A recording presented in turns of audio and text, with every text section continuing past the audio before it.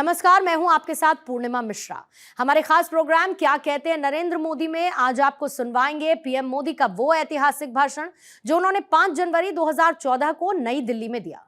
अपने भाषण में मोदी जी ने कहा कि जब आजकल लोग मुझ पर अनाप शनाप इल्जाम लगाते हैं और तब मैं कभी मुड़कर खुद के जीवन की ओर देखता हूं और मैं सोचता हूं कि ये देश कितना महान है, यहाँ के लोग कितने महान हैं कि जिन्होंने रेल के डिब्बे में चाय बेचने वाले बच्चे को अपने कंधे पर उठा लिया है। आजादी के बाद यह पहला चुनाव ऐसा आ रहा है कि जिसने पुरानी सारी परंपराओं को नष्ट कर दिया है।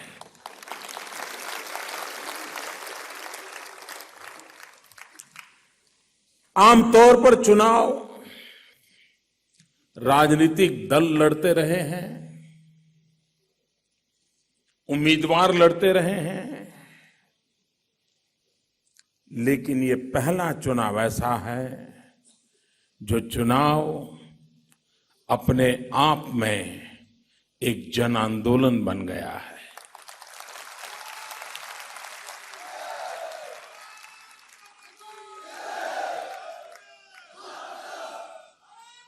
चुनाव को जन आंदोलन बनाने में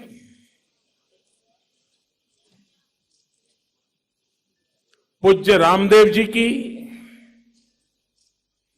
अखंड एक निष्ठ तपस्या भी है।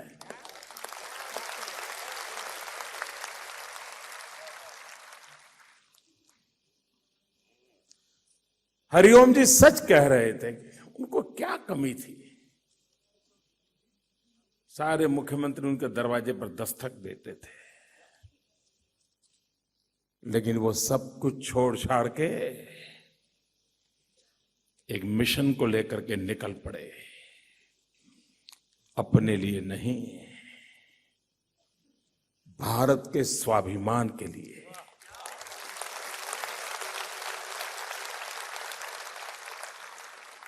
कभी कभी पीड़ा भी होती है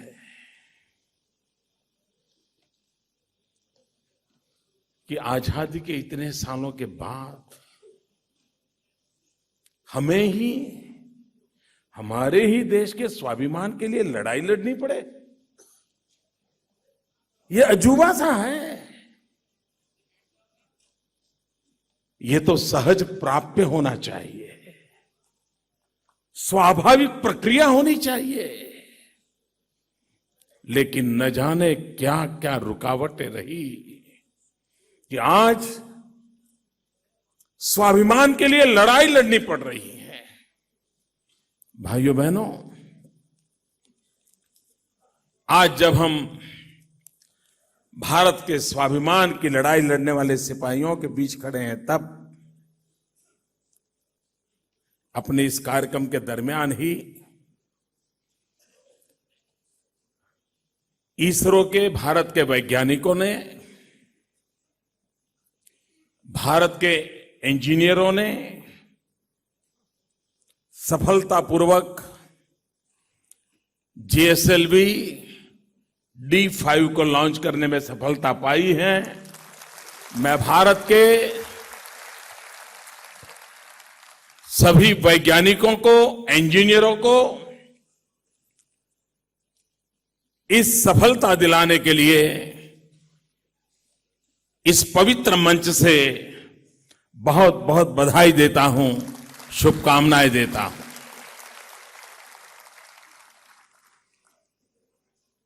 ऐसी अनेक घटना है जिसे पता चलता है कि देश में बहुत सामर्थ्य है।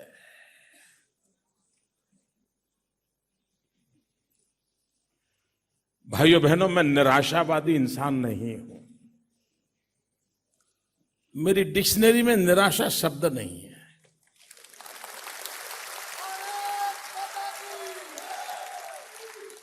और उसका कारण यह नहीं कि मुझे डिक्शनरी का ज्ञान है।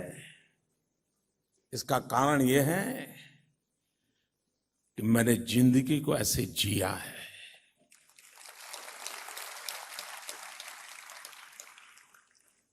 जब आजकल लोग अनाप शनाप इल्जाम लगाते हैं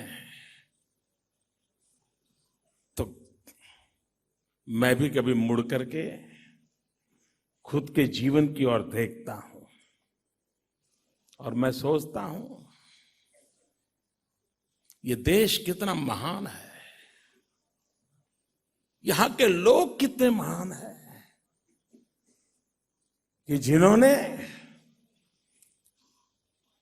रेल के डिब्बे में चाय बेचने वाले बच्चे को अपने कंधे पर उठा लिया।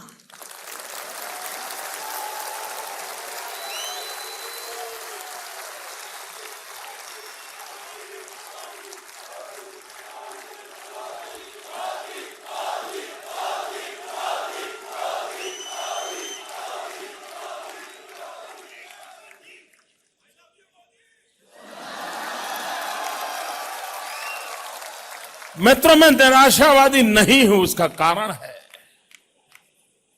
कि मैंने अपनी मां को अड़ोस पड़ोस के घर में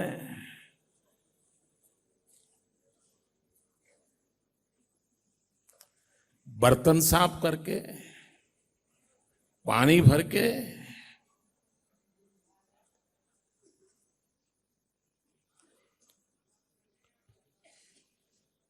हमें संस्कारित करने का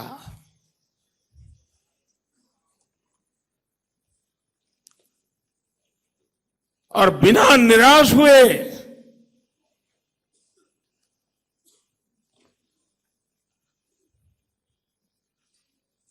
बच्चों को पालने का उस मां ने काम किया।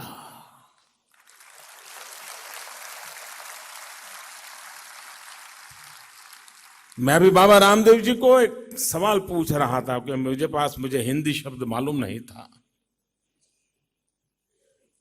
हमारे यहां गुजरात में कॉटन की खेती होती है और जो खेत में कपास तैयार होता है वो गरीब परिवार अपने घर ले जाकर के उसका छिलका निकाल करके अंदर से कॉटन निकालते हैं। गुजराती में उसका शब्द है काला फोलवा, मुझे मालूम नहीं हिंदी में क्या शब्द है। रुई निकालते हैं लेकिन वो जो ऊपर का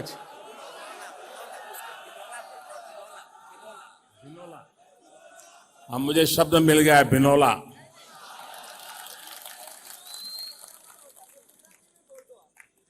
हमारे यहां उसको काला बोलते हैं।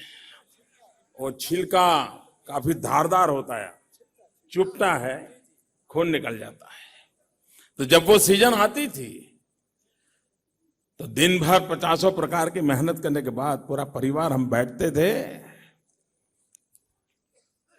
उन कॉटन छिलके निकाल करके कॉटन बाहर निकालते थे और दूसरे दिन सुबह जमा करवाते थे और कुछ मजदूरी मिल जाती थी।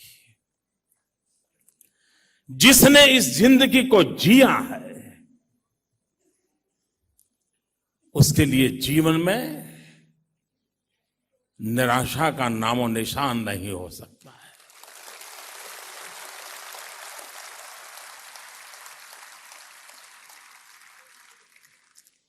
जो इस पीड़ा और दर्द में पला है उसके लिए औरों की पीड़ा और दर्द समझने के लिए यात्राएं नहीं करनी पड़ती है।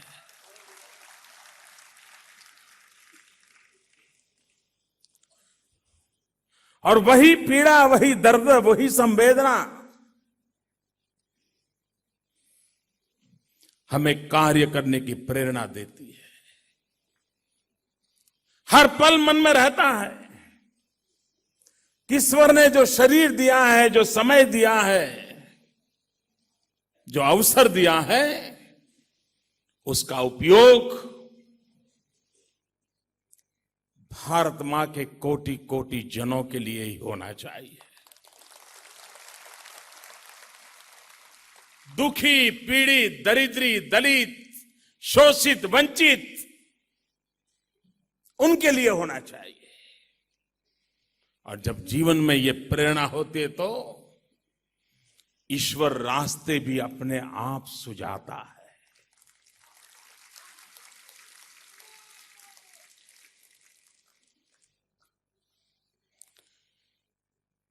मतलब पहले के चुनाव होते थे जोड़ तोड़ के चुनाव होते थे,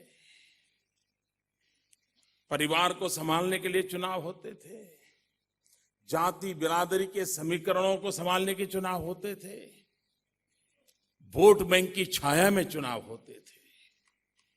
मित्रों, ये खुशी की बात नहीं है कि आज देश में विकास के एजेंडा की चर्चा हो रही है और विकास के एजेंडा पर चुनाव लड़ने के लिए देश के राजनीतिक दलों को मजबूर किया जा रहा है। और बाबा रामदेव जी का यह प्रयास उसी दिशा में एक नक्कर मक्कम मजबूत कदम है। ये शुभ संकेत है कि भाई ठीक है, सरकार बनाना तो चाहते हो, क्यों बनाना चाहते हो, किसके लिए बनाना चाहते हो, बना करके क्या करना चाहते हो, जरा दुनिया को बताओ तो सही।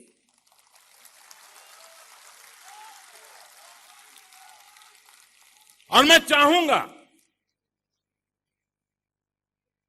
ये प्रयास 2014 के चुनाव तक निरंतर चलता रहना चाहिए, दबाव बढ़ाना चाहिए और सिर्फ बीजेपी पर नहीं, सब दलों पर बढ़ाना चाहिए कि बहुत हो चुका, 60 साल बीता पूरा बर्बाद किए, अब बताओ। और भाइयों बहनों, उसके साथ साथ बाबा राजनेताओं को भली भांति अब जान गए हैं कि दिन में एयरपोर्ट पर लेने आना और रात को जुल्म कैसे करना, ये भली भांति जानते हैं। और इसलिए कोई कहने को कह दें, उस पे भरोसा मत करना, ट्रैक रिकॉर्ड बराबर देख लेना। अगर वो ट्रैक रिकॉर्ड पर सही उतरते हैं फिर तो आशीर्वाद भरपूर दे देना, लेकिन अगर ट्रैक रिकॉर्ड ठीक नहीं है और सिर्फ टैप रिकॉर्ड चल रहा है तो उस पर भरोसा मत करना।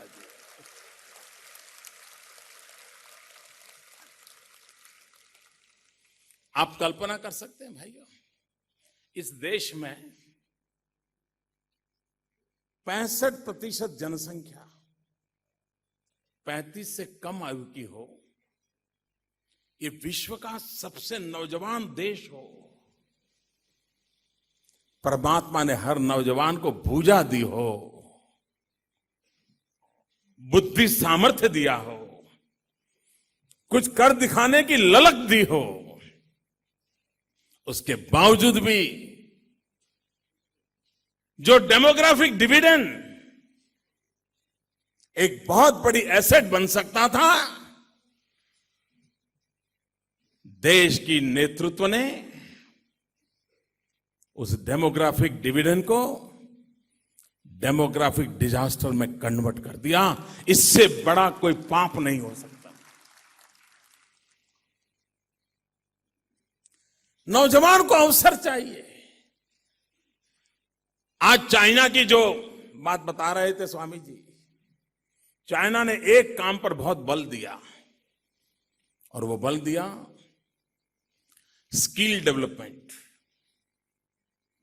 नौजवानों को हुनर सिखाओ। अगर उसके पास हुनर होगा तो उसके अंदर सामर्थ्य है, जीवन जीने का रास्ता खोज लेगा।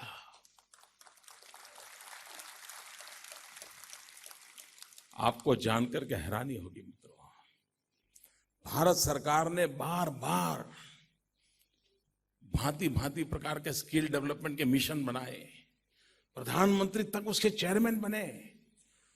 हर 3 महीने उसका मूल्यांकन करना तय हुआ, लिखित तय हुआ, लेकिन 3 साल तक मीटिंग तक नहीं हुई।